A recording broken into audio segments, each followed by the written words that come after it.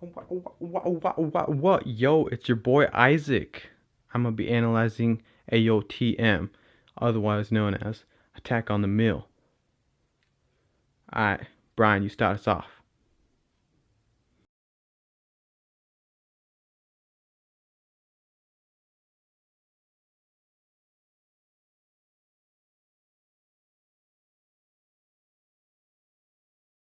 In this quote from the story, Francoise has snuck into the room where Dominique is being held prisoner. Francoise, in her desperation to convince Dominique into escaping, tells him that if he should die, then she shall die as well. While not directly stating it in the story, the line used is very similar to a line in Romeo and Juliet. It is an allusion to Shakespeare's work, and it helps reinforce the concept of star-crossed love in Attack on the Mill. The illusion is also seen in how Francoise and Dominique are separated from each other, and Dominique dies first in the end, similarly to Romeo. This shows how much the author took from Romeo and Juliet, albeit with some changes. It is also a good example of how Shakespeare's work has themes that are very well known, and authors use many of the same ideas. The author's purpose for using Romeo and Juliet as an allusion is because of how much of a relation there is to it.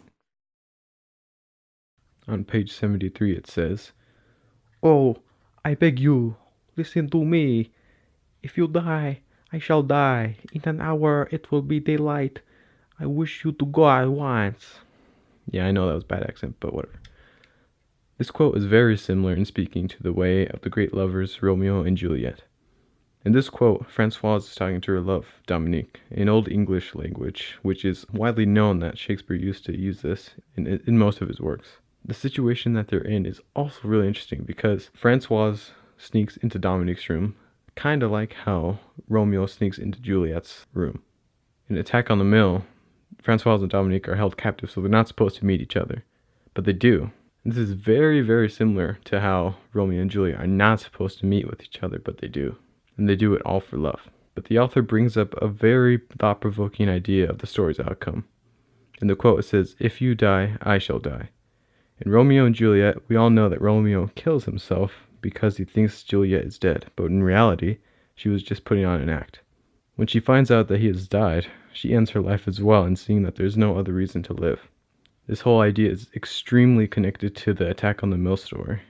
Francoise's husband and father die, and she's left with nothing to live for, not even the mill.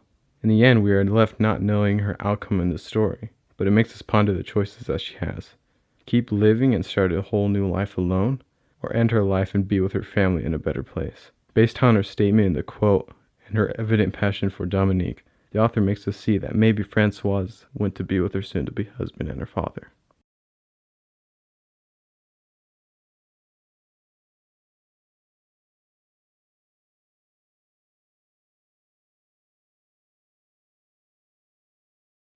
This quote is a very good example of a communion. It highlights the need to announce the engagement of Francoise and Dominique to all that are close to the family. This communion is set in July, a summer month, reflecting the mood of the party.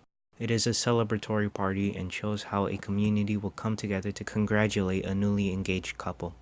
That idea drastically changes when a portion of the French army sets itself up in the mill only to be overrun by Prussians and deserting Father Merlier, Francoise, and Dominique. Emile Zola does this to show how even if you share something in common with someone else, it does not automatically guarantee that the person will stand by you.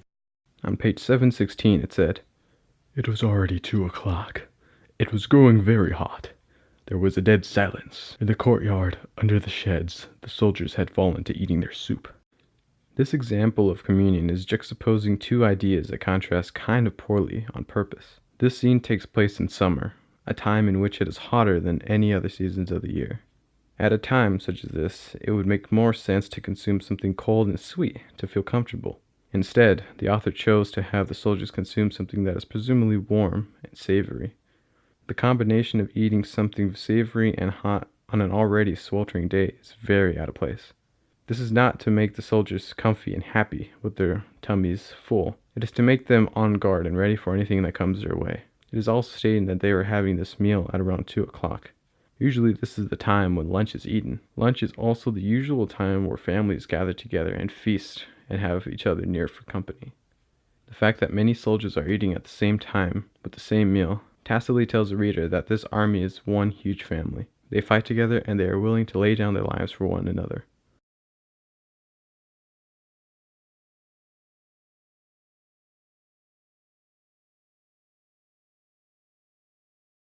This quote is the beginning of a quest made by Francoise to find Dominique. It states that she starts her search in a meadow, which then transitions to the forest until she finds Dominique hiding in a ditch. These transitions can be used to describe the characters' lives throughout the story.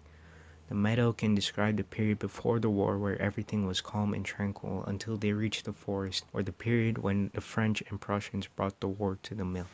Forests at certain times of the day can be described as being dark, scary, and confusing, similar to how during the battle, control of the mill kept changing and there was a lot of death and destruction. Finally, the ditch Dominique was lying in describes the ending of the story. During times of war, ditches were made to be used as an efficient way to dispose of the dead, and Dominique in that ditch foreshadows how his life, as well as Father Merlier's and Francoise's ends. Dominique and Father Merlier met their end by gunfire, but Francoise survived. However, everyone else she loves has now been killed, and so she may not have physically died, but she has died emotionally because she is now alone. The author uses this to convey how parts of nature can help us understand emotions and connect ideas to reality. On page 717 it says, "Before he fired, he gave a cry, turned over upon himself, and rolled into the ditch, where his legs stiffened out with the momentary convulsive jerk of those of a chicken with its neck wrung. The little soldier had received a bullet full in the chest. He was the first man killed." This is a subtle but powerful example of journey for Francoise. Her whole life has been lived on her father's, Father Merlier's, mill house. It's been a simple, peaceful, and quiet life for the most part. But suddenly, during the army's waiting, a soldier is killed in the chest by a purposeful bullet. The author describes his actions and movements of the soon-to-be dead man as moving with a convulsive jerk of those of a chicken with its neck wrung. Usually in popular entertainment, we see deaths as an immediate thing, one that happens fast, one of a simple fall backwards and boom, you're dead. But the author strays from this ideal perspective and describes the death in more detail, which is much more realistic. This death is much more disturbing than one would think before. The out-of-control movements with the knowledge that there is no cure for the soldier. He will be there to suffer with no one to save him. This is the same journey that Francoise goes through. With this being her first sight of raw death, she begins a journey of misery and despair with no cures. She must choose who to have killed, her father or fiancé. She must deal with the war itself invading her home and interrupting her blossoming life. But worst of all, she has to deal with the fact that at the end, the ones she loved most are dead and never returning. At this moment in the story, she ends the beautiful life that she has made for herself and begins a descent into death that is inexorable, and one we all must face sometime in our lives.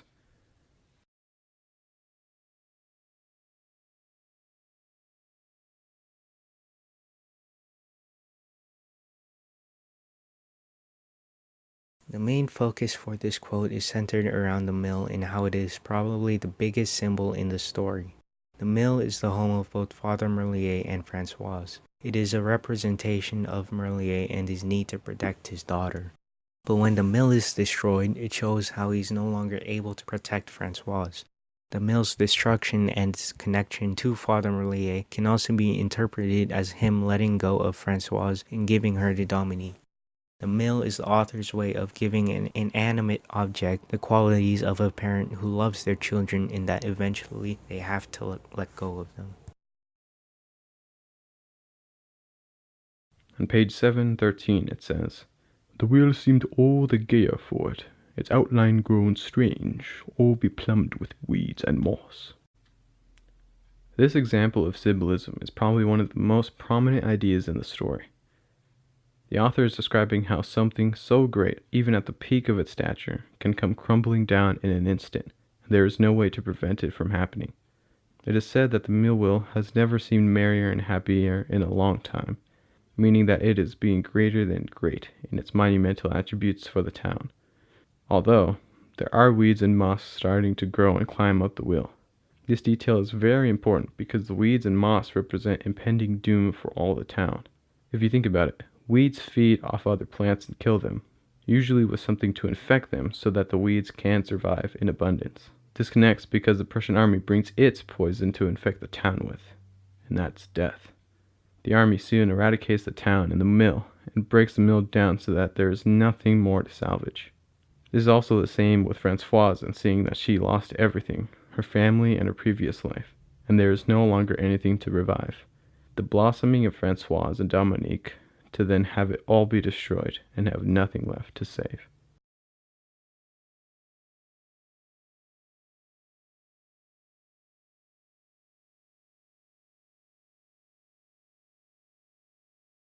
In this quote, Françoise has become a vampire to Dominique for a small period of time. Françoise has become a vampire that has taken away Dominique's freedom to make his own choice. She forces him to choose between proving that he truly loves her and leaving, or staying and dying. By taking away his ability to choose, she thinks she has saved him, but she did not think it through, and it ended with both Dominique and her father dead. It shows how we must always think things through, or else our choices could have unintentional side effects that could negatively impact our lives. On page 725 it says, "If your sweetheart isn't here within 2 hours, your father shall pay for him." Here, the Prussian officer is being a vampire in Françoise's situation. He knows that the person who killed one of his men is still out there running, but he also knows that someone needs to be punished, and he needs to use their death as a visual confirmation of his power over Françoise and her family. To emphasize his ruthless power, he decides to make Françoise choose who he will kill. This is a huge advantage for him in every way because he can't really lose in his goal. Someone will die. Françoise cannot choose herself to die, which means whoever she chooses will think less of her, and she will have to live with the fact that she caused their death. If she chooses Dominique to die, he will surely die, no ifs, ands, or buts. If she chooses her father to die, she must deal with the exact same thing. The officer is feeding off her decision for his own satisfactional outcome, which is death.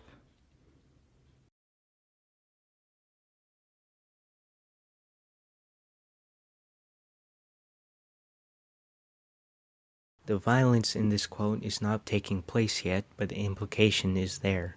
The 12 Prussian soldiers with their rifles lined up to kill one person is very much overkill, but there are several different ways that the actual killing could take place. Dominique could be shot by 12 bullets, reducing the chance that the bullet does not kill him. One rifle could be loaded, and when all rifles fire, they only waste one bullet, adding to their supply of ammunition. There are several other ways that Dominique could die, but the author uses this to show how there are many different ways to solve a problem, and that some of them require creative thinking. On page 724 it says, "The sentinel had been struck in the throat, and the weapon was left in the wound. It was a kitchen knife with a black handle." Through this quote from the book, the author is trying to tell us that a death doesn't always have to be gruesome. It can just be disturbing in the intentions itself. Françoise told Dominique to take a knife that she provided and escape with that knife as a weapon to make sure he wouldn't be caught. We find out later that Dominique killed the soldier in the throat with a knife and left it in while he escaped.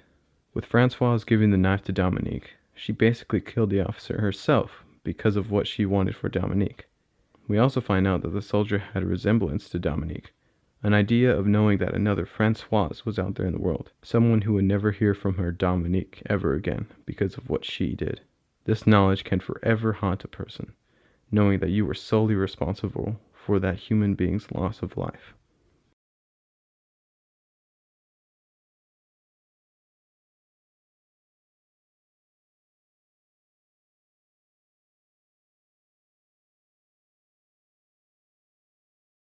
This is a very good example of weather. The darkness of the clouds is a representation of the situation that the characters are in. When the Russians take over, the atmosphere changed from happy and full of light to one that was full of sorrow and destruction. Evidence of that happening is Dominique and Father Merlier have died, the mill has been destroyed, and Françoise is now alone. The weather reflects the mood and even adds to it, as we associate black clouds with sadness and despair, and the opposite with sunlight. On page 727 it says, "Great black clouds had slowly filled the sky, the trail of some not distant thunderstorm. This yellow sky, these copper-colored rags, Change the valley of Rocrus, so cheerful in the sunshine, to a cutthroat den full of suspicious shadows. This example of weather is clear in describing the danger of the characters' situations. The author is juxtaposing two contrasting ideas, joy and despair, in order to emphasize the oncoming presence of menace and death. The death in this story is not shown in detail though, for the losses of life in the story are quick and one could perceive them as unimportant. They do not leave a mark. This is similar to the way clouds are in their behavior. If you think about it, clouds are just water vapor in the air, and they aren't usually that dense, and they change very easily. One could perceive them as unimportant as well. But the author tells us how the clouds move. He says that they move slowly, and he also says that they are not too far away. This is telling us that although the deaths in this story seem quick and unimportant, they actually take time to fully understand their true impact. The juxtaposition in the story also gives us a feeling of nostalgia of how it used to be. He says the copper-colored rags of sky, and now these unchangeable, ominous clouds of despair.